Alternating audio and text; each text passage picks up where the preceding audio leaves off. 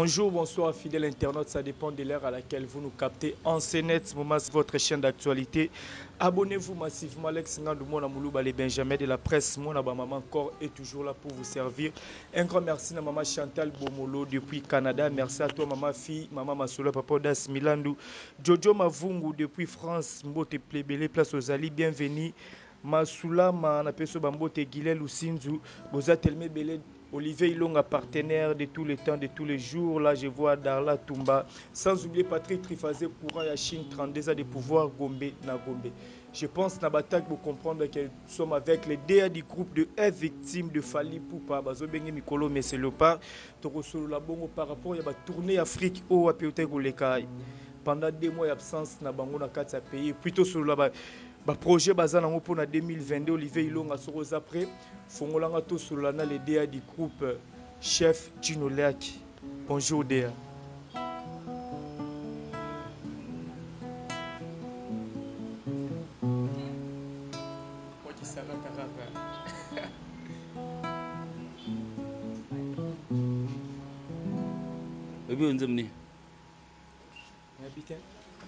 C'est merveille. Oh là là. Ouais, salutations à tout le monde.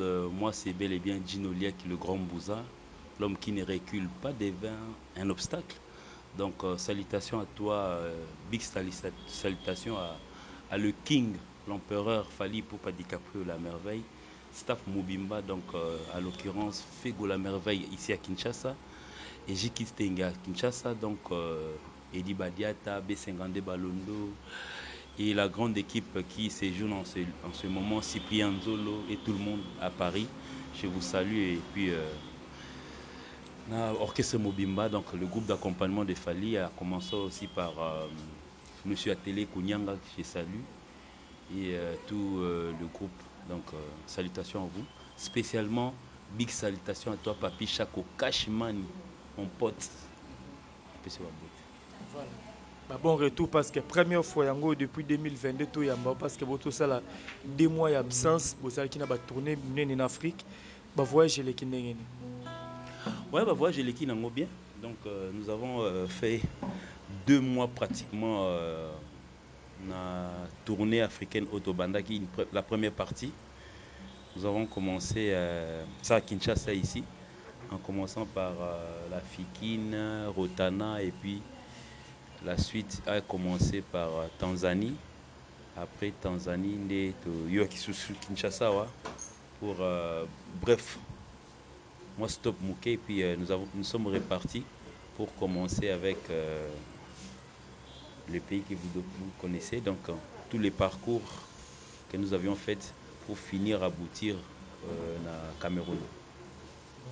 Na Cameroun, mais tu as remarqué après date il y a un concert tout le monde a pas date bimaki belé wana tolobelate mais apparemment na ba concert tout ba date bimaki et na ba concert ezalaki raté net na ba Libreville. Qu'est-ce qui s'est passé pour ba concert wana raté? Ouais, bon, en fait c'est rare que non, c'est que l'homme propose, Dieu dispose. En fait, il faudrait aussi que tout y bakena, on a un moment où tout ça, moment de pandémie. D'autres pays,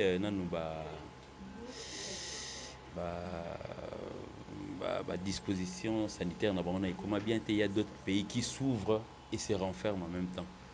Donc, nous avons connu au moins les pays comme le Bénin, qui s'était ouvert, mais s'est renfermé au même moment. Donc, le pays comme le Gabon, ils sont en plein confinement. Donc, et puis, Kuna Bafaza à 19h, donc 20h, c'est le couvre-feu. Bon, quand nous avons fait élaborer le projet, on verra la suite, ça sera ouvert. Et puis, tant que combien on a pu faire, mais il y a le bika bakangi, koti rien. Côté on dit l'analyse des arrêtés. Côté on appelle non parce qu'il y a une place dans concert moi à Côte d'Ivoire, je crois le 31 décembre, mais il paraît que c'est un pia quand concert wana. Oh ouais, non le baga koti. Un pia katoya sima. Koti. Pour ebimi.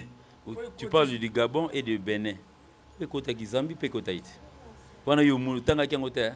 Na mona na ngai mais na Congo na biso pratiquement na bato balingaka mo ba polémique mo bazala place o bato ba fouté les places ba recel la banalise. parce que tout le monde qui dit na ba Tchad bamboke belé ba concert ba vidéo je crois Olivier Paul Kisango plein ezala qui non vraiment mais tant que na Côte d'Ivoire le 31 décembre concert à VIPP. Bon, en fait, Ngandu, je voudrais t'expliquer ceci. Mon iba concert nyon surtout au Tokenda au bêta où ils allaient programmer à la base. La plupart au bêta qui ont. Le 31 décembre n'était pas prévu à Sini. Tant au Comiona, normalement, date où on a fallu tous en a Bénin. Tant que Bénin et Tokomina veille à voyager, Bénin, bon, ben, Tindel Bisso, lettre pour nous dire que non. Le président de la République a statué pour qu'il n'y ait pas de rassemblements, ainsi de suite.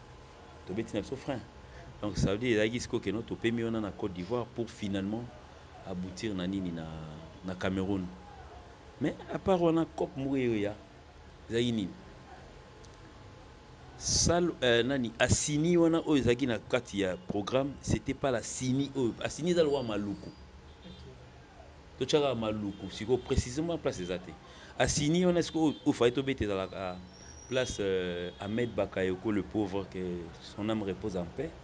Tosina qui naïe, mais parcours à vie, il est mort. Donc on ne pouvait pas retourner là-bas parce que bon par rapport à ses enfants et ça n'a pas si ainsi de suite. Il y a mon programme on est annulé. Mais cette fois-ci à Sini et Gobo Tamasco na sens mususu. Donc c'était un couple basala site na bango, il y a netka ba maluku, pied dans l'eau ainsi de suite. Basala qui réouverture. Donc le même 31 na tongo na ba na aigle. Et bien toi na site na biso ça réouverture. Est-ce que vous avez obété la bisoté? Ah, publicité ça te ka boui boui. En tout cas toi biso ça donc ça veut dire que tu lances qui invitation na bateau. Nous on te paye ton cachet, toi tu viens jouer. Il y a ka obéta. Et ça biso moko donc moi et mes invités. OK, il n'y a pas de problème. Biso to yaki wana. Est-ce que tant to yaki?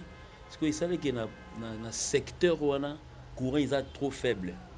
Parce qu'il faut être obété dans la katia salle. Dans la katia salle il y a site wana. Mais courant trop faible, ils ont alimenter ba climatiseur té. Surtout que obété na kati mulunge na en plein bon année bu ba ba mulunge. To bimisi yango libanda. To chango autour de la piscine. Un concert prévu à 100 personnes dans un espace où il peut contenir 2000 personnes, vous voyez ce que ça veut dire. Surtout que on a kati bon les gars analystes peut-être et puis normalement pour les journalistes c'est vous qui allez vers les informations bino vous traitez l'information bino vous traitez aucun et puis na analyste musu ba sala wana na passeport on est visa ta ya Côte d'Ivoire à Zouate mais il va ça analyse c'est comme s'il était il fait comme si lui il était. Donc ça veut dire il n'a jamais donc ça veut dire même à la hauteur il y a espace dans l'air aller quand même à ta Côte d'Ivoire mais il préfère faire les analyses. Au moins, il y a raison. Il a fallu trouver dans la salle, mais la salle n'étant pas disposée à recevoir 100 personnes aussi longtemps que le courant est trop faible. Et puis, ça,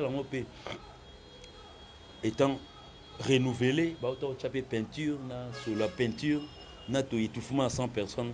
Il y a Libanda.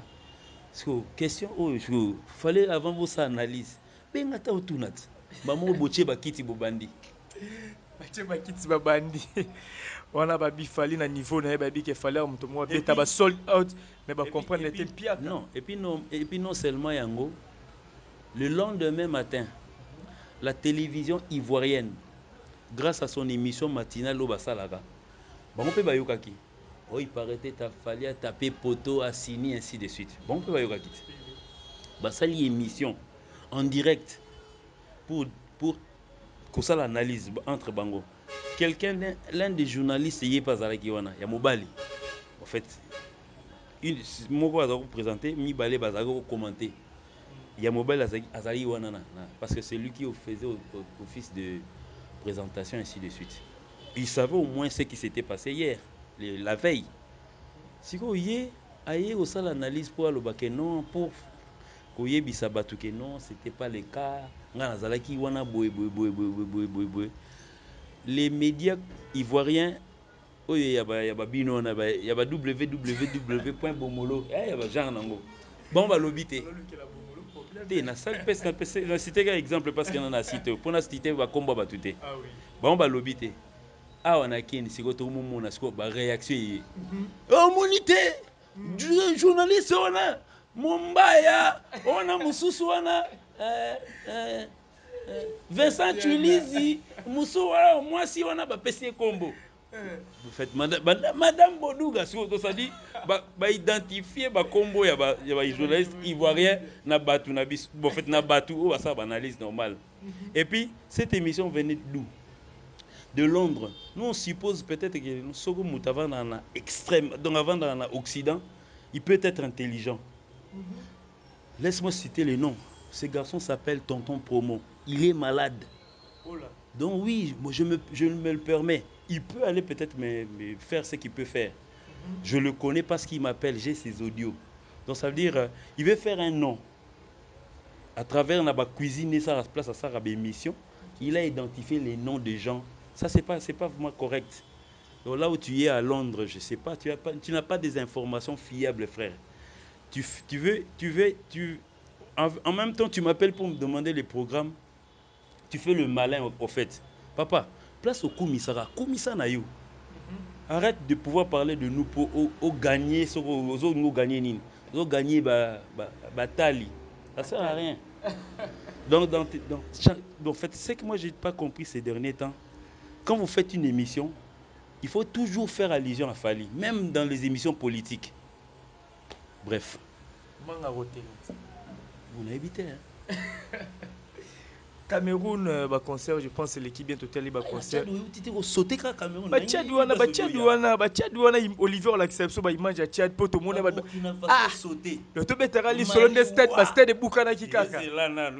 Stade de Boukana qui pour toi là, il mange Olivier on balance le so, il mange. Mais place aux ngokoma. Bon, ça la gane au moni. Tchad.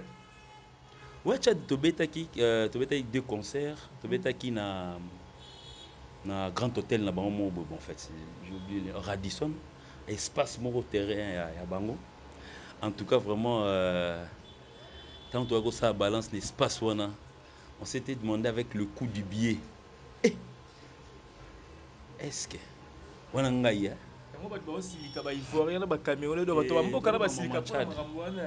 ba Tchad nan ba Tchad ya basili sikoyo toyo ya na soir nango na ebisio Alex, mais c'était chaud. Embouteillage na concert à VIP. Là, banaliste, embouteillage dans les VIP. Voilà. Donc, embouteillage dans la place à VIP. Donc, ça veut dire, il faut s'appeler empereur Fali pour jouer dans cet endroit-là. Donc, et puis, le lendemain matin, nous sommes allés jouer dans le stade Nabango. Vous voyez, avec Makamulabango politique, oui, bon, il vient de passer un moment où il faudrait comprendre. Changement politique, président de la République, précédent Nabango, mort dans des conditions tragiques, et puis son fils a récupéré le pouvoir. Aujourd'hui, ouais, c'est la jeunesse. Donc c'était vraiment une fête énormément, parce que Banda, on a Tchadien, on a concerté. C'est un méga star pour faire ouverture culturelle dans ma politique na bango parce que tu es dans stade parce que stade wana je rappelle déjà aux gens que c'est la troisième fois tobeta dans stade à Tchad wana parce que babeta rali solo non stade wana comme on dit stade donc ça dit le Tchad c'était ça et puis le lendemain matin tu es aux avions pour d'autres cieux. Mais apparemment, malgré l'analyse de la tout le monde a une vidéo déjà fallu les artistes et même les Africains parce qu'à chaque fois qu'ils sont dans l'aéroport, tout le monde est africain, tu es congolais, tu es congolais, ivoirien parce que tout le monde dans l'aéroport partout qui est masse ya batu bazwa royambakaye mais malgré l'analyse de la banalise ya Congo on est Congo te quinoa ya quinoa kokanisa te bino Jean na bino Bukavu bazate bazali bazasiko plus na ba ifasik na nzoto ba ina na ba na déontologie au fait donc ici c'est pratiquement quelqu'un qui se réveille un matin, parce qu'il a étudié peut-être na ISTA, Moussala ISTA, il m'a l'échec tellement trop. C'est que Moussala, il a facile, il a mouto qui trotte. Vous posez la question, moutou bête, c'est moi à répondre. C'est que, il y a un boulot na bino. Bah, finana. Akima, quand vous avez mécanicien à Piakar, il y a ma bête. Il y en a peut-être pour poser des questions ou pour faire de la polémique qui n'ont pas de la place dans la musique. Donc ça veut dire que c'est ça. Aujourd'hui, peut-être avec le monde qui évolue, il faut peut-être être sous ministre et à information. Essayer un peu de poser des gens, ça moi recyclage quoi. Bah tout na netio. Étude faite na to mona makambo. Anna. To mona makambo. Voilà. Donc il y a certaines personnes même qui ont étudié à l'IFASIC mais en face. Ils ont étudié à l'IFASIC mais en face de l'IFASIC. Parce qu'il y a un bar en face en fait. So ok on a un minute au monde bana chic musuba en face on a entre temps cours et salama. Yo bina comme c'est comme ça se mettre en face nango. Bok 16h à cheka bon ni fard na se abimi on est joma oti chic. Au final allô ngina ye abali pour poser votre question. C'est ça. Est-ce qu'il fallait pour pas aux à l'aéroport parce que bon donc comme le même jour je crois est-ce que binopi ba non pesa bino kay wona so bokitna ba aéroport. Ben aiglon donc aiglon ça veut dire ça c'est aux espaces loi aigle était. Aux abisso loi ba non lié mais au gada solo biloko. Solo ce que zo est-ce que tu vois abisso soit solo. Équipe d'avance donc ba bato ba yak avant. Éclairé. Avec l'éclaireur. Donc ça veut dire nous toyé aigle ouais jusqu'au 24 heures après. On a ba stade aéroport on a ba stade abat. Et ben déjà dans l'aéroport. Ouais. Moi, parce qu'on peut tout faire le déplacement. Là, qui s'habille de quitter dans l'aéroport. Côté la Cameroun, des coups forts. T'es côté la caméra vraiment direct à la hâte. Balingate là l'aéroport va filmer. Bah là pareil, na ba sophistiqué ba 11 ba nini Samsung 11. Bah ça en route. Pour ne pas créer ou Alcatel 12. Bah ça en route. Bah en route. Ha, Congo Fali Poupa. Et tout dans l'orchestre c'est tout. Oh bon. Oh, bon, fait n'a pas congolais tout, n'a pas orchestre c'était. Parce que moi je reconnais bon j'ai un joueur de Mazembe. Abetelanga lisolongo. Abi oui aigle à mystique. Biso de yemsu makoma balé mais tant to bisaka ba passeport ba tuna biso konki. Abulé de coach na bango. En tout cas, makambo eza mystique. Mon c'est le eza époque na hein, il faut L'époque n'est pas ce que beaucoup de temps pour le pays belé Afrique est-ce que à part Fali pour pena ba congolais au pena bamboka na pe ba type na bango wana te no tuna pour moi tembe pesa la raté te so to betara danger Moni oh non vérité on en loba ça va blesser.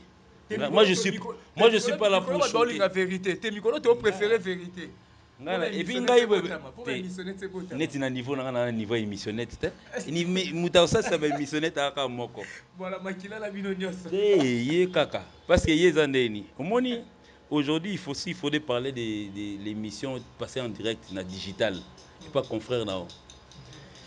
Et puis so ezaki en terme de batala bacha et bien ça live. Et comment un nombre bateau batala. Ah mais dimanche on a so digital et tchaki ya biso na bato bakota ba Chantal Bomolo bafungola digital jour na biso émission etalami imiko mobimbe talion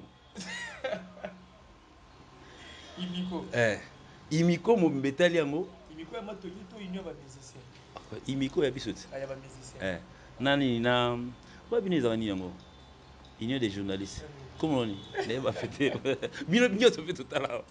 Ça dit toute la couche de la population congolaise ils ont en direct na bato heure na bango na Dubaï heure na bango ça moi contraire na biso il a préféré akata pongi na 4 heures pour la ta la émission na biso audimat impossible. C'est ça. Mais choqué pe ka ba quand on a besoin de la vérité Nicolas va doit préférer vérité ou choqué Au 2022 comportement change moi dans la chemise Ezalaka toujours à Et Choquet. là, t'as un t-shirt. Choquet là bateau. T'es choqué à ça, Bon, c'est... le bar a vérité que choqué te met le bar. A te assemblé. Non, en tout cas, vraiment... non, mais...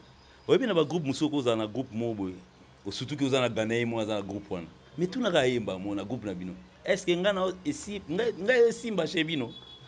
Vous avez un nom anglais, Siko. Wow. Tala. Mon biso siko neti biso siko to batu to kena na babutu babu pour couvre-feu qu'on les arrêté hein ba côté to uti hein si to ay batu siko butu ko tambola que Georges nan et puis tant nzoto bimi so tali média na biso obino nata na émission moko ya batindelo lien moi ozo la pur quinois ozo ra quinois c'est ce qu'on des oya kuna nzoto esuite esimbi te ezobeta te siko nga siko toloka siko na kini ebeta te mais awa na comprendre te siko kini na awa nde baza opposé obe nini wana biso toakuna mais mokolo tokiti na aéroport tant tokotisa babagage taxi banini kowuta siko aéroport siko na oya siko vers bandal na comprendre te siko na bakingasani ya suka avenue na oyo babara kimbuta couloir kimbuta siko na mituna nzoto ezobetabeta oyo bato oyo baza osala baémission na balekaka koto te te ebandi na nga kuna ya aéroport ti awa baka mingi basala nzete non mais awa mpe mondie babafleyaka te sikoyo nga sikoyo eloko ezo etone nga unité de mesure ya koyoka nzembo na yo ekomi ondire bar nazobeta na bar frère qui te dit que so musique nezobeta na bafle ya bar yo nde siko thermomètre no nde l'action moko oza na fièvre non je vais te rappeler une chose nzembo moko ebimi ezongela biso kaka boye na babar kaka boye tocomprena pe te j'espère à l'époque tu étais déjà journaliste polo yaka tobongisa beta na bar loko elo mosusu sikoyo rendement yango ya bar mokolo nango est-ce que finance emataki bekitaki betelema sur place omoni moi j'étais 24 drapeaux et baluka na Cameroun kabo donc 24 pays baondombana pour na coupe moko babetaki avant-hier so hier sur 25e pays 25e drapeau ye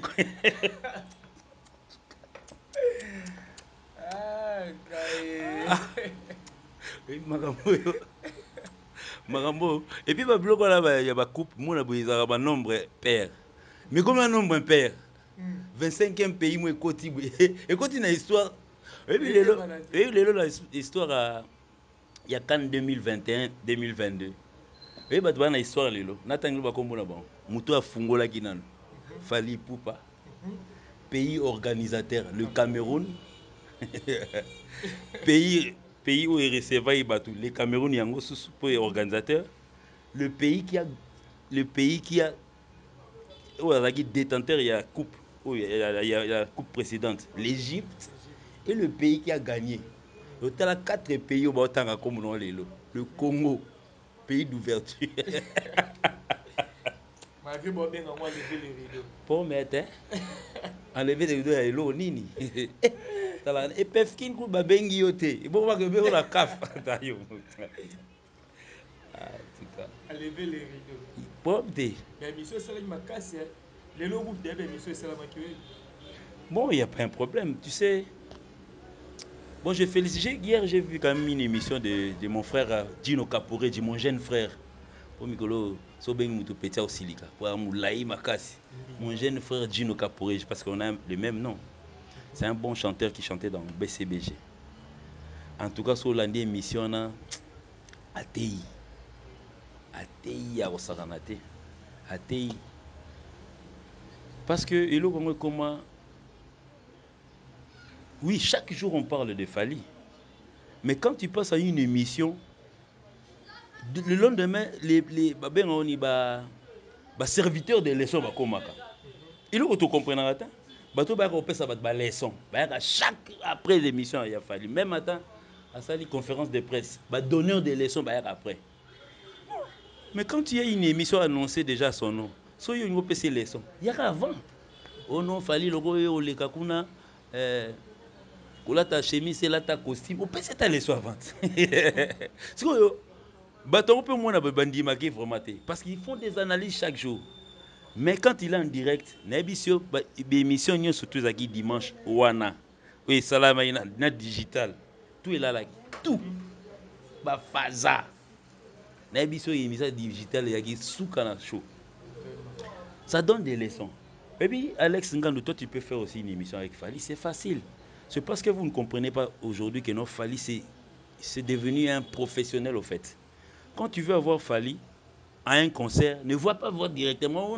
Le Rwanda a Fali, on a côté là, on a passé un bon, on a dimanche à thé. Ça ne se passe pas comme ça. Il faut voir son équipe de production, ainsi de suite. Même chez les médias, c'est la même chose. Quand tu veux passer une émission avec Fali, va voir Eddie Badiata, chargé de marketing, ou bien tu vas voir son manager. Calmement, tu l'appelles pour lui dire que non, en tout cas, on a besoin de Fali à cette émission. Comme ça, tu annonces, soit à Kinshasa, ou bien au Kélandé, dans le Bumbashi, ou bien dans la France, tu vas faire une émission avec lui. Mais certaines personnes, dans ça dit, quand il fait sa sortie médiatique, le lendemain, ça devait être comme si c'était une guerre. Non, on a un meeting à président au critique bongo te. Ya président a tam tout monde au yambalo to le Congo et beba peut-être voilà basela au moins ba slogan belé. Mais il a fallu muta laver vraiment. A bengi pa Alex Ngandou na. Alex Ngandou yambanga ko na tumba eh. On la sanga jeune ka bongo te. Par exemple. Yemweni. Otika makambo ko te na ke na biso de ke moi jeune ka bongo bien nani coach ya bilima comment il s'appelle encore acha bimona na di kosa ya likolo j'ai oublié Mutubile Santos soko peut-être yozaki moi mukolo boy oyebaki ba jeune ka bongo Mutubile Santos ba ndaya Mutumbula yo il faut laksa biso ye comment yo ko laksa mutu et to a Camerounais et puis comme et puis biso tout hôtel na TV et puis et to non so otali banzemu na biso nyonso to ya mikolo ba congolais ko oyo kama libanga eto na sens tout ya eto fils Samuel eto ça na mabanga na presque banzembo to ya ba congolais ya suka o mais asa ami à tout le monde donc apparemment il est ami à tout le monde so peut-être il y a une influence sur chaque congolais au 25e pays et ya akoko pour neta 3 masana emo baye. C'est pour vous dire que non, ça veut dire le président de la FECAFOOT n'avait rien à dire dans mon organisation à Yakaf. Rien. Donc, soyez amis avec lui tranquillement. Tous il a peut-être été Moussou Moukolo, Libérien au de sa concert, le président Ouyaza, c'est un ex-joueur, a influencé. C'était raison, Massana Tchaye. Bon, bah, Massana Pi, Bazagé Belé. Moussou Barana, Afrique du Sud, Moussou Barana. Voilà, dès le 25 de Jésus annoncé déjà février à sortir à réédition.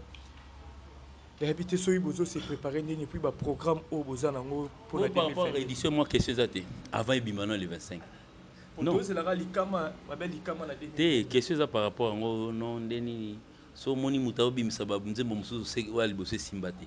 Tout tu as tokos dem te ça surtout. Wana kunde babiko wana za ko banga ko simba kute me ko banga nde. So muta obimisa ba plan pamba se ko banga. Asir na mambo salate. Omoni lelo peut-être qu'ils suivront le pas. Mais comme ils sont encore dans l'ignorance, c'est simple. Mon biso dans la studio, mon vani bo un mois le salarié. Vous mettez yemba ka banzembo belé bimara nango. Voilà.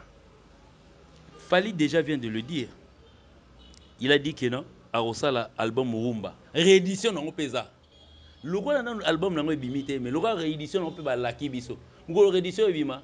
Omoni banzembo ça les simbité yango abimisi réédition. Ah papa. Comment vous pouvez rêver de... Tu dors tout en marchant. Vous rêvez, tu dors en marchant. Donc, la maman, na tambola.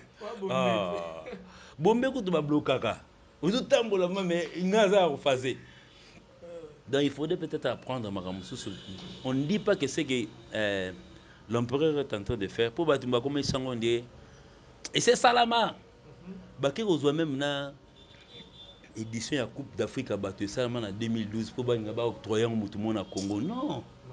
Ils ont le droit de faire humanisme. Ils ont fait ça Batou Kenzembo les anga. Rien. Nzembo fali. Et yangata. Nzembo ya fali. Moi je suis un exécutant. Et où a télé le roi Salagi? Mote mananga. Aya oyeb sa Batou na kweke. On nzembo. Oye meka vocal OK. Eh. Au pitcher le calme, colobalo, balame, nzembo. On t'a dit qu'un vocal au titi nzembo batou. Donc c'est comme ça. Donc ça veut dire la chanson qui s'est passée en Coupe d'Afrique de 2012. Les propriétaires de la chanson, si vous tapez sur 2012, vous verrez le propriétaire de la chanson. Madame Dabani. Point barre. Il n'y a pas de haut. Fit. Bon, fit est débellé. Yo so mona bagaou balbio nzembo wana za abiso. Mais ils ont chanté dedans.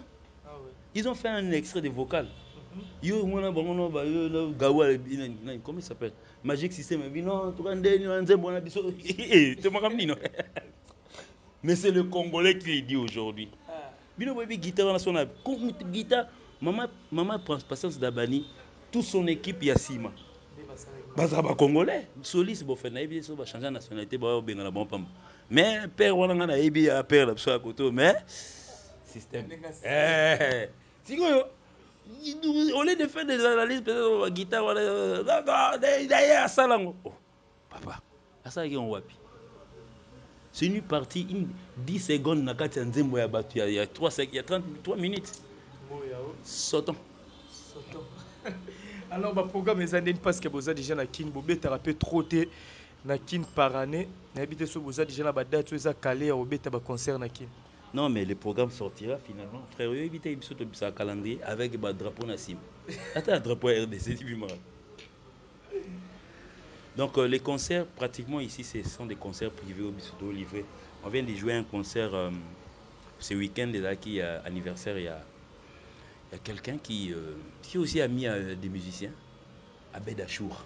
Dans toutes les chansons du monde actuellement, on l'attend.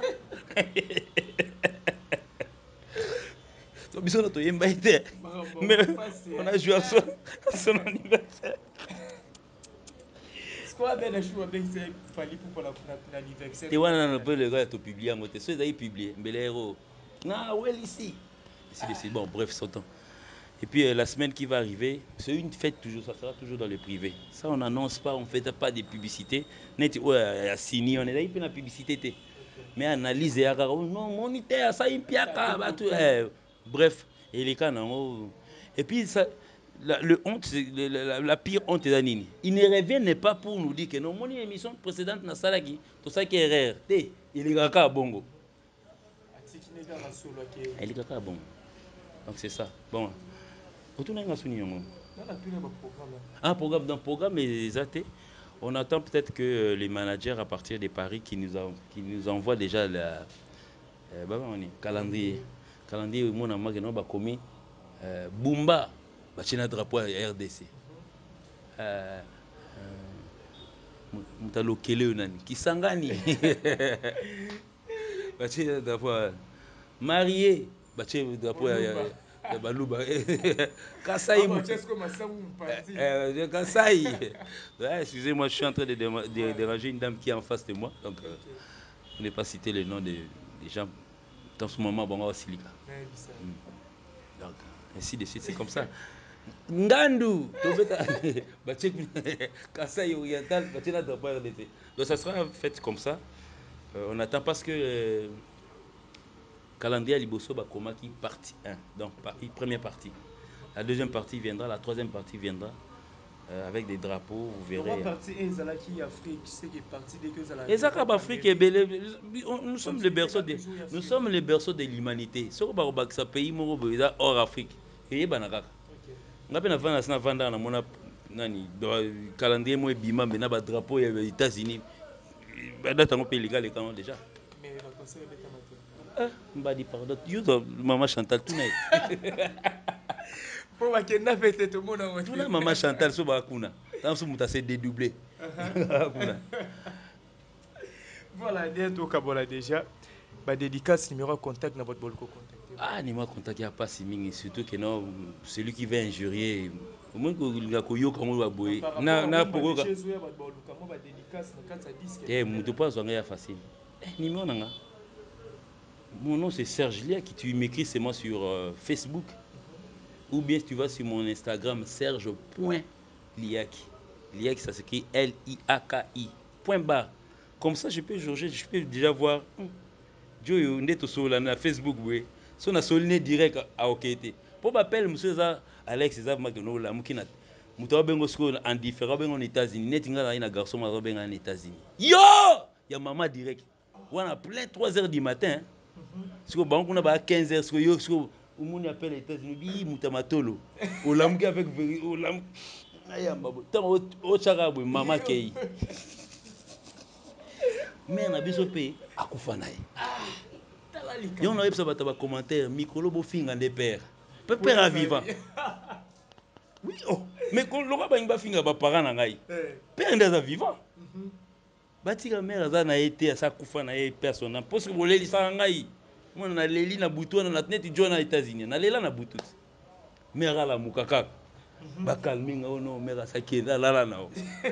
Siko na ebisi si on est venu né na quoi père moi je suis orphelin de mère. Père azali. Ceux qui pensent au finga nga le ko finga nga moté. Faut utala ba parents. Finga de père. Mais la bonne apparemment de ba don fingo ba mambo challenge pe kata maman débat na. Oyani. Siko yo au lieu de faire des analyses peut-être la guitare voilà d'ailleurs ça là. Oh papa. Asa ki on wapi. C'est une partie, 10 secondes, na kati ya nzembo ya batu, il y a 33 minutes. Sortons. Alors, le programme est andé parce que vous avez déjà na kin, vous avez trop té na kin par année. N'habitez sur vous avez déjà la date, vous avez calé au bêta ba concert na kin. Non, mais le programme sortira finalement. Frère, il y a un calendrier avec un drapeau Nassim. Attends, un drapeau RDC, tu vois. Donc, les concerts, pratiquement ici, ce sont des concerts privés au Bissoto livré. On vient de jouer un concert ce week-end, déjà, qui est anniversaire. Il y a quelqu'un qui aussi a mis des musiciens, Abed Achour. Dans toutes les chansons du monde actuellement, on l'attend.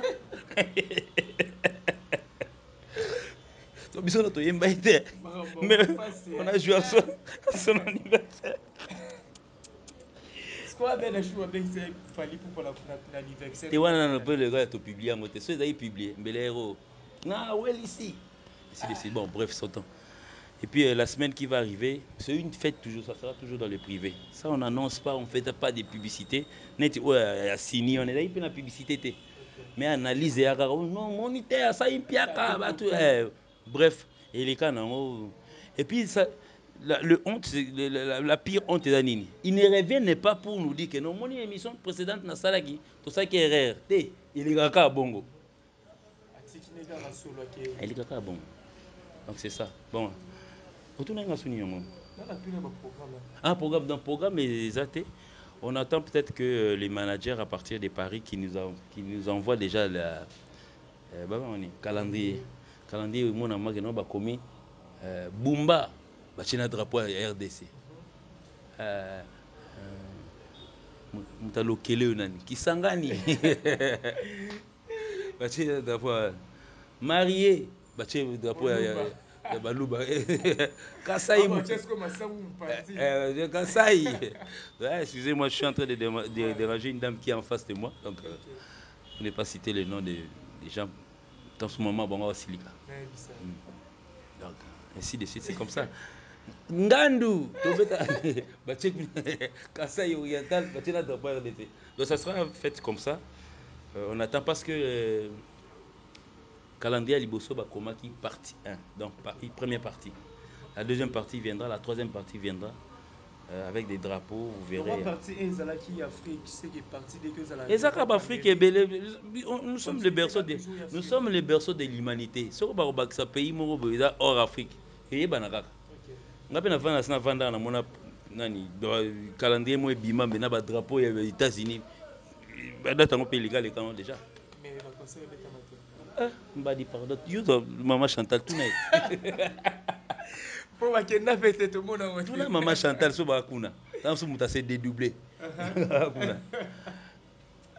voilà bientôt kabola déjà ba dédicace numéro de contact na votre bolko contacter ah ni moi contact ya pas si mingi surtout que non celui qui va injurier au moins que la koyoka mo ba boy na pokoka ba dédicace na kata disque eh muto pas zonga ya facile numéro nanga mon nom c'est Serge Lia qui tu m'écris seulement sur Facebook ou bien si tu vas sur mon Instagram serge.liaki liaki ça s'écrit Liaki point barre comme ça je peux jauger je peux déjà voir Joe ndeto sola na Facebook we so na solne direct a okete pour m'appeler monsieur ça Alex ça magno la mukina muto bengo sko en différent bengo en États-Unis net ngala ina garçon ma bengo en États-Unis yo ya maman direct wana plein 3h du matin siko bango na ba 15h siko yo siko umuni appelle les États-Unis bi mutamatolo olamuki avec olam ayamba bo tant o chaka bo mama kei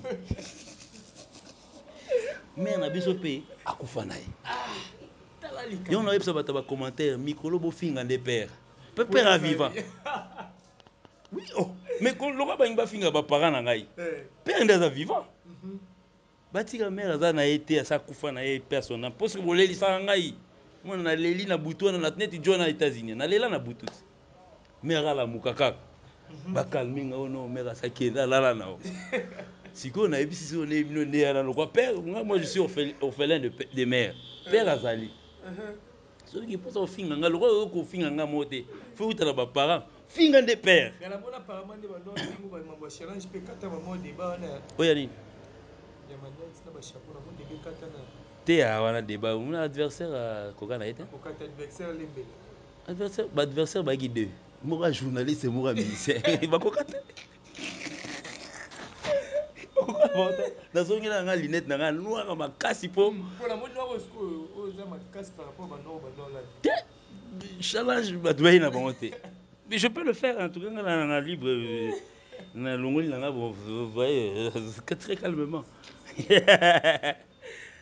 en tout cas mais je suis myope ça je bato bangaka distribuer nga on dit aveugle te naza aveugle te comme ça je peux voir je peux conduire comme ça mais moi bah flou ainsi de suite je préfère peut-être mes lunettes pour voir clair mais bah toi commentaire numéro de bobenga ye il y a un peu ça te yo aussi batindeli audio so eza audio ya ba mama osuka na kunda attribué na mama bino so eza audio ya pakos de wana wana ndio tinenga audio no jo moi gentil